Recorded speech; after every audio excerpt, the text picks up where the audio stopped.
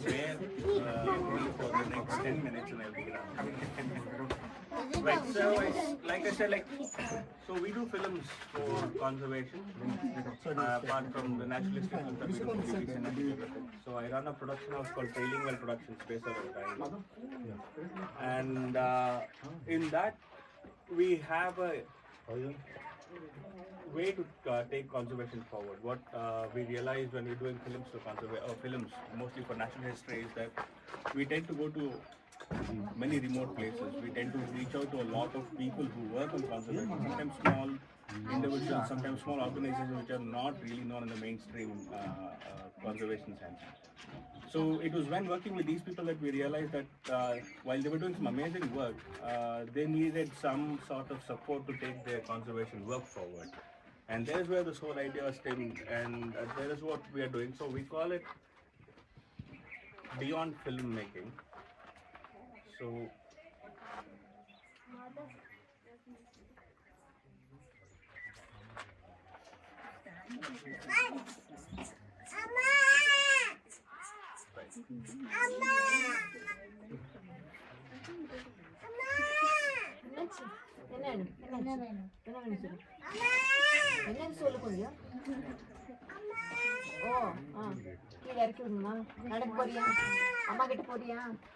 So we started off doing films for BBC and National Geographic in 2013, 14. So at the same time we started doing films for organizations like A3, WCS, CWS and the lot. So we started working with them on scientific projects, we started working for fundraising projects, and we started working for promotional events as well. So while doing these films, we realized that going forward, we kind of have to step in and do our bit for conservation. How can we kind of take conservation one step forward, or how we can sort of address this issue of putting all the grassroots level people together so they can take conservation that much forward. So who are we? So we, like I mentioned, are a documentary film production house. And we are a network of scientists. So what we have tried to do is to network with a lot of civil society scientists, filmmakers, on-ground associates across the country, and technology professionals who are helping us trying to take our films and our message forward and our conservation work forward. We collaborate with the government, other production houses across India, across the world, and we work with research organizations, mostly with IIC, A3, CWS, WCS, some of them which are mainstream and some of them which are not mainstream, like the ones in other parts of the country where we work. So, like, the motto of our work is to bridge the gap between the civil society and the scientific community. Currently, what we see, or at least I saw when we started off, is that a lot of people, most of who are actually critical for conservation, living around the forest, have very little clue of what their forest holds. They aren't aware of the animals. So this happened when I was working for a human wildlife conflict project in DRP. And there we realized that the Soligas, who actually have access to the forest to go collect their NTFPs, would actually have no clue of what these animals were in their forest.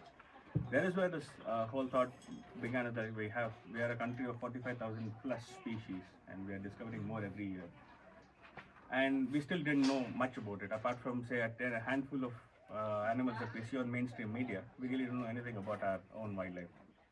So there's where Trailing Well came into existence, and we have started working in about 6 different states right now. Karnataka, Maharashtra, Tamil Nadu, Manipur, Nagaland, Arunachal Pradesh is where we have started working. So we call them as chapters. So I'll quickly skip for the sake of time. So these are our partners who are working with right now. I'll quickly skip from all of these things, so because we have other things to do here. I'll just jump to the Karnataka chapter, which we are currently working on.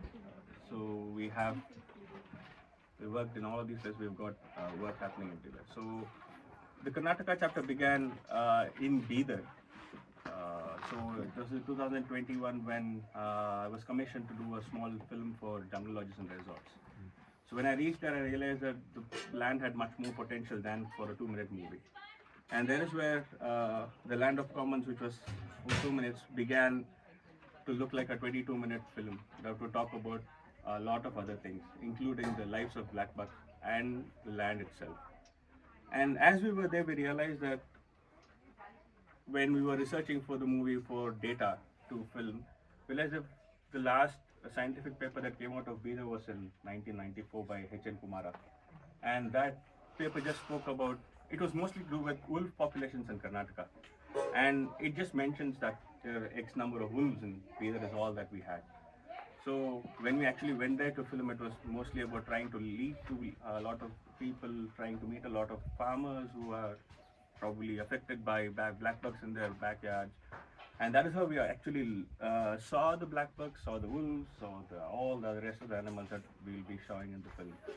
And there's when we thought like we needed to do a little more. And the little more was we started off a 1 year bird survey to understand what happens when we start losing ecosystems. So we are trying to do surveys in grasslands, in aquatic places, in farmlands, and in forests to see what kinds of species actually use different landscapes and what happens if these landscapes starts going away. I mean, or if these landscapes tend to turn into something else altogether sometimes. So unfortunately, grasslands, like I think all of us know, are termed wastelands in India, and it was a terminology given by British taxonomists long ago, and that has stuck. And today, the wastelands or the Karablands that we have are the ones that come under the hammer first when it comes to development. These are the ones that are lost. So we wanted to kind of emphasize on that fact that these grasslands are not actually wastelands, and they are lands which have high endemism. They have a lot of endangered species living on these lands, the red Indian bustards, the wolves, the floricans, just to name a few. And we've already lost a lot. They've tried to introduce cheetah back into India, but these are Asian cheetah, these are African cheetahs. So we have another set of problem there. So, and then along with that, we are trying to understand through sound. We are setting up sound devices in these places to understand anthropogenic effects on open spaces. So, we all know this idea of conservation reserves and sanctuaries, but we kind of don't understand that just having physical spaces is not sufficient, but having inviolate spaces is sometimes critical for some of these species to kind of rebound from where they are at this point, like for instance the Great Indian bustard. And of late we realized that noise and sound happen to also affect how these animals behave and how they use the landscape. Even though you might have an X square kilometers of forest, only a part of it will be used by the wildlife is because we have either ecotourism happening in these places, or we have a highway running very close to them, or some other industry that is running very close to it. So these anthropogenic noises can actually affect how animals use the landscape. And so we're trying to kind of work on that project with IIC to see how anthropogenic noises are actually affecting the open natural ecosystem. And that is critical is because we have about 17% of our land as grasslands and open natural ecosystems in India. So a conventional reserve might possibly not be a solution going forward for these places, but how we are going to develop the land around us and how are we going to plan our cities and towns and how we're going to take development into our action course is what is going to decide how these animals are going to survive on this land and how we can coexist with less and less human wildlife conflicts. So that is the second initiative. The third is what we did was to conduct a recce of bat surveys. We wanted to understand the nightlife on these grasslands because bats and other night birds are ones which are critical in keeping the ecosystem balanced by ensuring that the insect populations don't go high, the bat populations are kept in check and all of these things.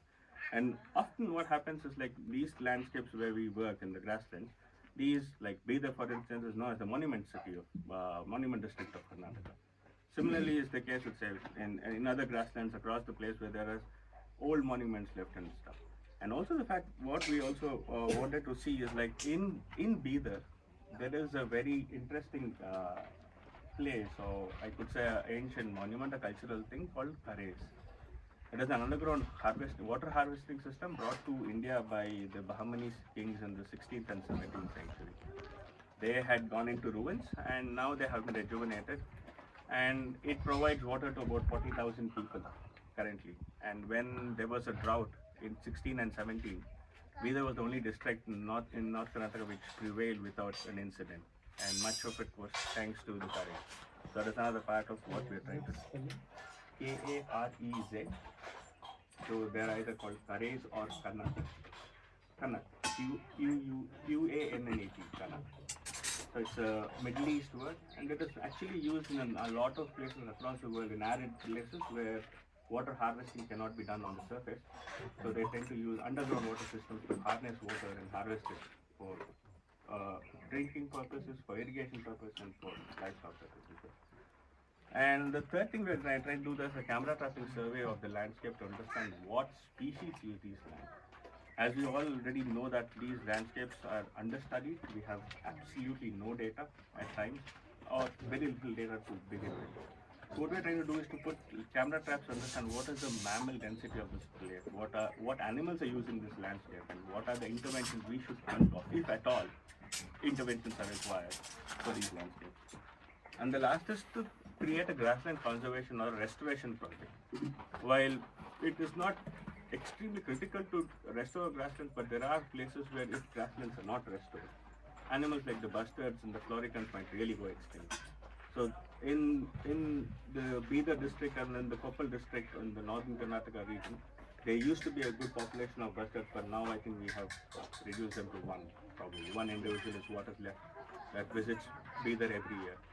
So that is the next project we are taking up in Karnataka. One question. Yes, please. The anthropogenic project, is it only about the noise pollution or also about the light pollution? Oh, this we're trying to deal with only the noise pollution. The light pollution is something that we have to look at it from a very different perspective.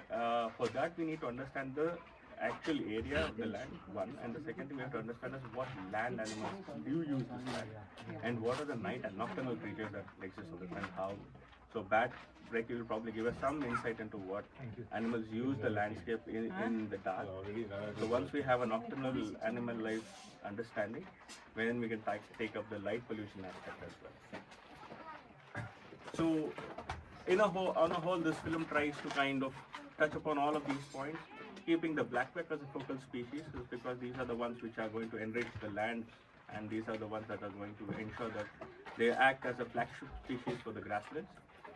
And in that, we are trying to reach out to many different people. And since first of the issues that we have for grasslands and open ecosystems in our country is awareness. Most of us don't know what grasslands and open natural. In fact, the terminology open natural ecosystems was coined last year by Madhusudan and Abita Mean. So these words we don't even know what these words mean. So the film is trying to reach out to as many different stakeholders, as many different people, as many different decision makers in the country. So we can kind of create that awareness or kind of create a movement that we created for tigers 20 years ago. And say like, right, grasslands are not wastelands. The first thing that we're trying to do is to remove the tag of wastelands for the grasslands. And say these are resources. And in 2019, we had a study by UC Davis, which said grasslands can sequester more carbon than forests, and they're better carbon sinks. So the reason is because when trees absorb carbon, they hold it in their own body and structure.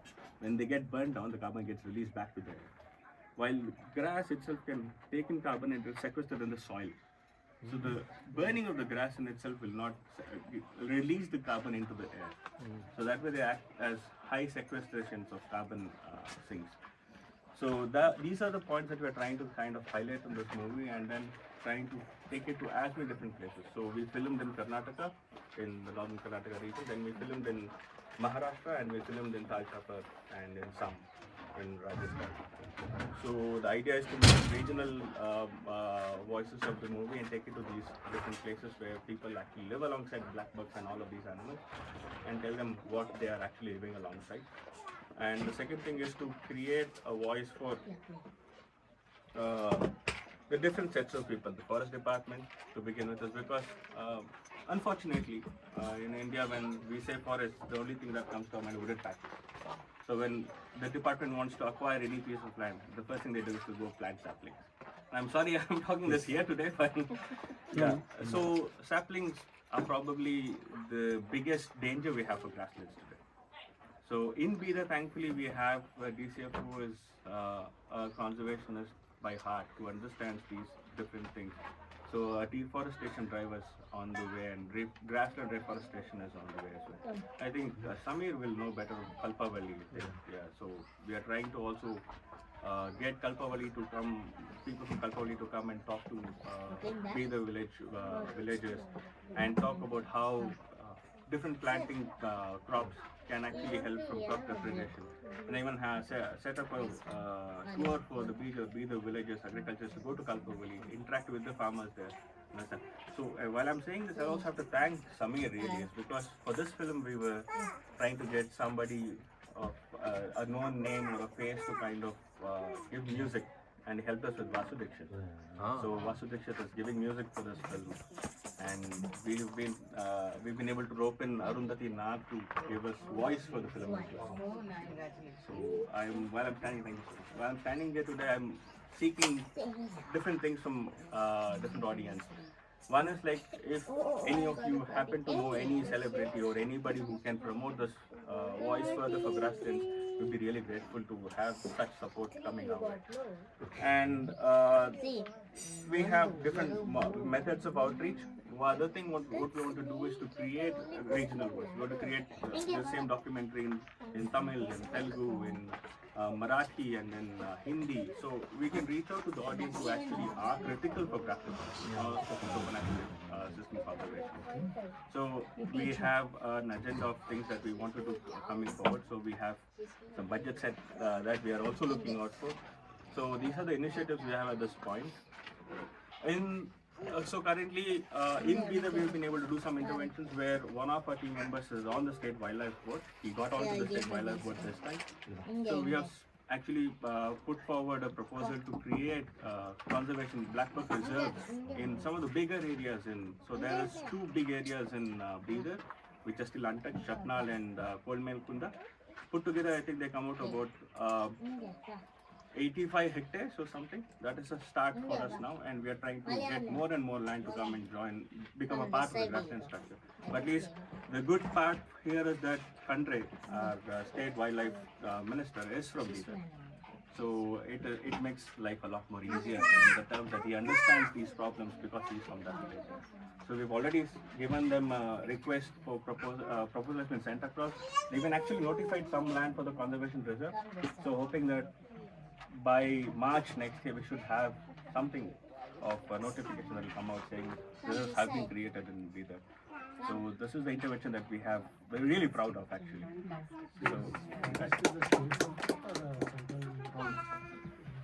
Right, that is again, so if it is a national park, it belongs to the central government. If it is a wildlife reserve or local reserve, it comes under the state service. But unfortunately, grasslands are neither. They're wastelands. So we want to kind of ensure that that tag is taken off, and then at least some department takes, at least if the ideal thing is like the forest department takes up these lands. The forest department will again be central government. If it becomes a national park, it will be central government. If it becomes a wildlife reserve, it will be under the state government. And other interventions that we have been able to, or at least other ways we've been able to, think we'll be able to reach out to the people who are really critical is like, we'll be reaching out to the LBSNNA, so the Lal Bahadur Shastri Academy in Dehradun, which actually is where all the civil servants of the country are produced. So we'll probably be having a screening in LBSNNA for all these people. And regular screening. Regular screening for That's all what of we them. requested. We should be getting a screening of the film for the civil servants who will be coming out next year. And Mysore Zoo. yes. So Mysore Zoo and JLR has come forward to kind of be a promotional partner. So we will be screening the films for over a period of 8 or 9 months across Karnataka in all the zoos and in all the jungle lodges and resorts. So that is something we'll be doing. So we really are coming here with wide arms open, asking for any sort of help so we can take this pitch forward. This is also, the carriers are also with Yes. urban water supply. Yes, it isn't now, but it's in the middle of, actually one of the wells is what has been restored. There are 5 of them. 5 of them. One has been restored and that is already feeding 40,000 people. So I was just with the National Geographic Society 2 days ago when we were having a meeting with the CEO and the rest festival. So I brought this up and they were also very happy and they wanted to kind of see how they can support this. So we want to kind of make it big. We want to create a movement for grasslands and open natural ecosystems and hopefully do something for the conservation of this.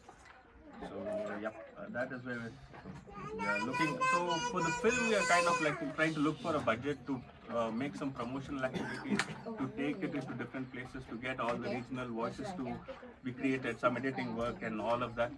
So we'll be able to take it to as many places as possible, create as many records of this and premiere them in different places.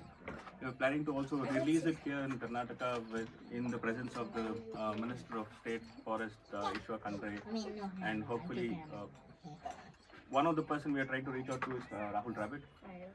He's got a following right now and he seems to have some influence over the wide population of our country. So if anybody here happens to have any sort of link to him or in any way lead to him, we'd be really, really happy to. I'm looking